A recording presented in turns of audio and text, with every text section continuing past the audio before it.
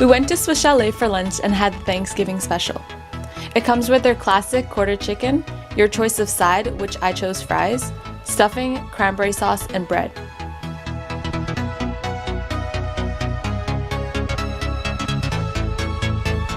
I've had Swiss Chalet several times, so this wasn't anything new to me.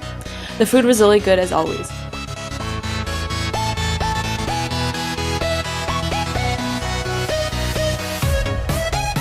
The special also came with pie, and I chose pumpkin pie.